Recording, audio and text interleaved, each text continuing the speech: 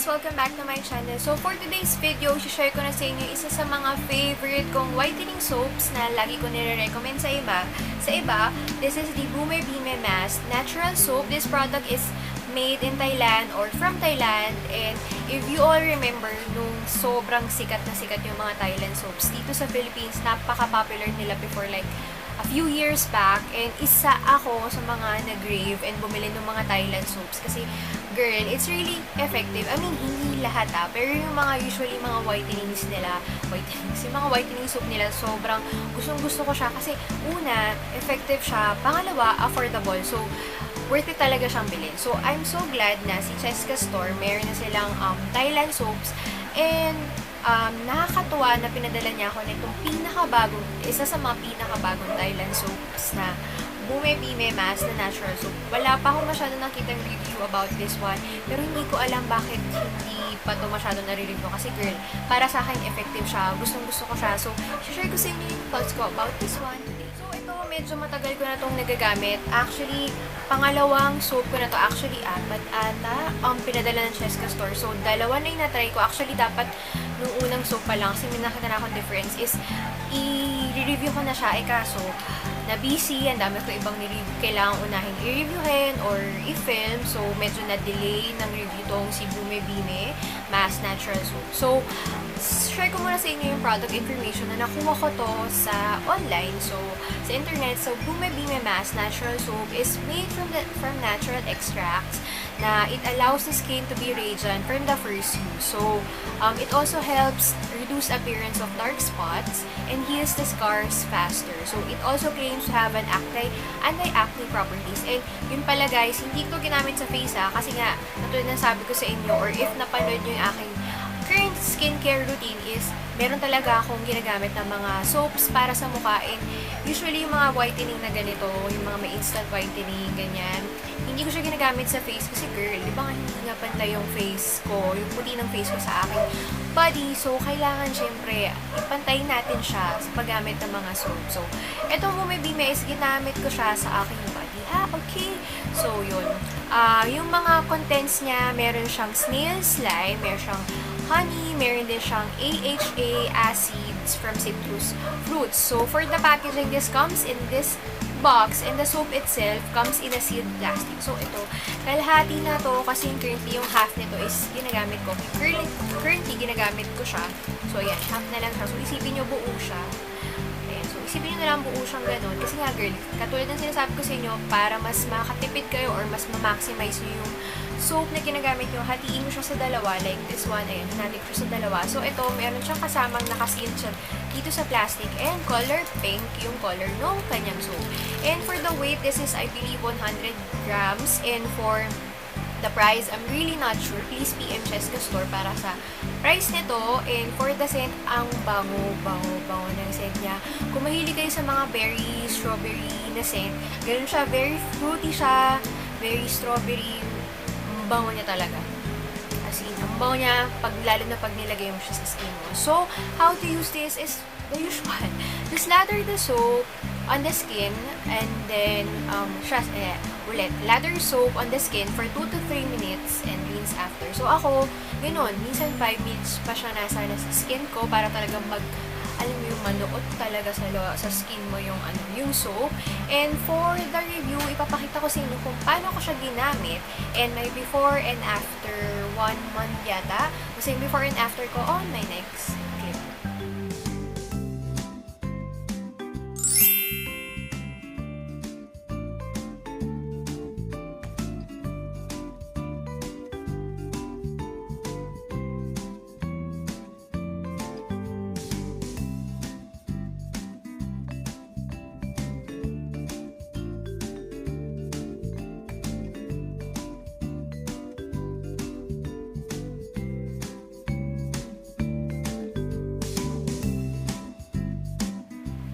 Let's go sa pros and cons of this product. For the pros is, gustong-gusto ko yung immediate effects niya, immediate whitening effects on the skin. And hindi lang siya immediate.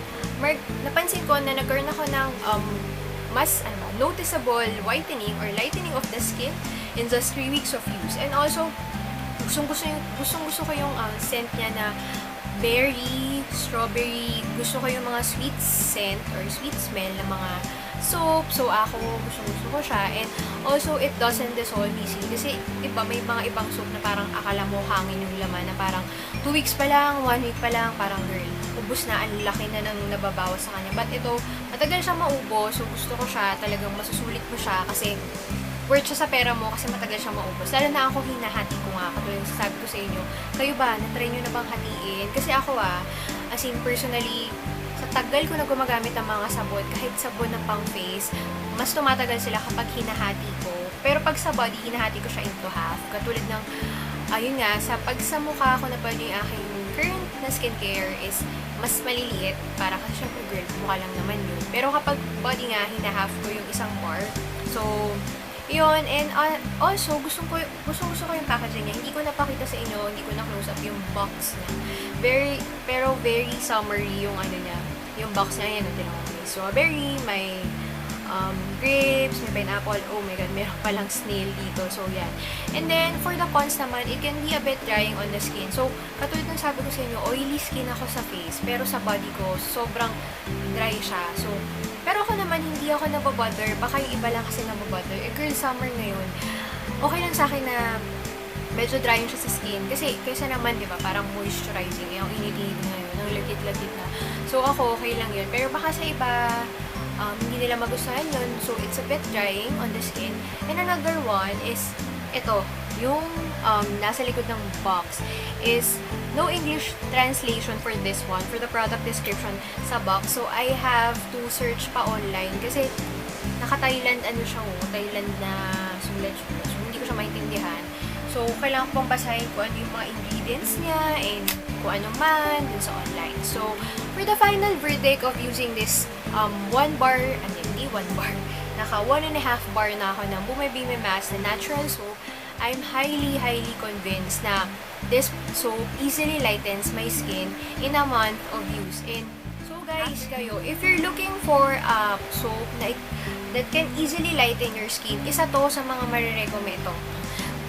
Isa to sa mga marirecommend ko, and lagi ko nire-recommend pag may nagtatanong sa akin ng mga mabilis na whitening soap. I highly recommend this one kasi effective siya based on my experience. And hindi ko alam kung mag-search kasi kayo sa YouTube, makikita nyo na mayroong parang demo ng how to use this one na parang, ano ba tawag dun, ginagamit lang nila, like makikita mo, ang puti na agad, tas parang itong kabila, kunya dito mo nilagay, maputi na siya, and then dito, pag hindi mo siya nilagyan, parang maitim siya. Kasi diba girl, let's be honest, lahat ng soap, kahit pag nirarab mo yan ng bonggang-bongga, kahit safeguard pa yan or it's a non-whitening soap, talagang puputi yung ganito mo. But for the Bumibime, sa akin sa experience ko, talagang nakita ko na nagbago yung skin tone ko. Hindi ganun kabongga kasi girl, to begin with, fair na talaga yung skin tone ko. So, medyo, matagal, pero parang hindi mo kasi ganun manunotice.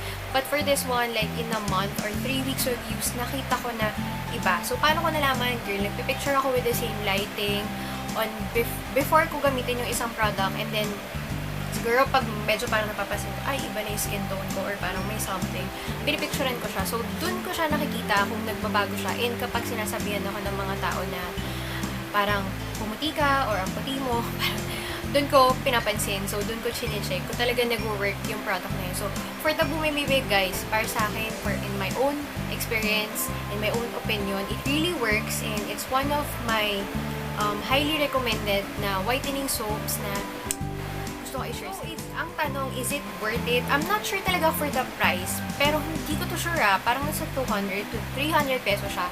Hindi ko sure guys parang, yun nga, ano ko lang yun, parang hindi ko sure kung saan may nakita kong parang ganun ata yung price na 250, basta between 200 to 300, I'm not sure, pero kung ganun man yung price niya, I believe it's a bit pricey para sa isang bar ng soap, pero kung ganun naman siya ka-effective, girl, why not try?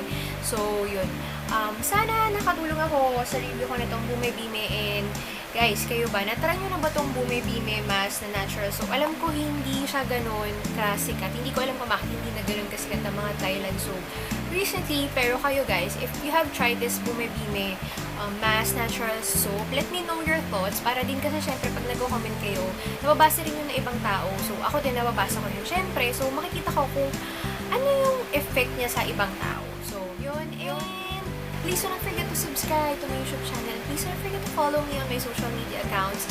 I have my Facebook, Instagram, Twitter. I have my blog. And this review, guys, mas detailed to sa aking blog. And I want to thank you all for watching this video. Kahit na ang gulo kong mag-review. And magulo talaga ako mag-review. But, guys, I really want to thank you mga talagang nanonood. Sobrang thank you from the bottom of my heart. And yung mga nag-PM sa akin, na nagpapasalamat sila because nakatulong yung mga na-review ko para bumili sila ng product and nakita naman nila na effective yun.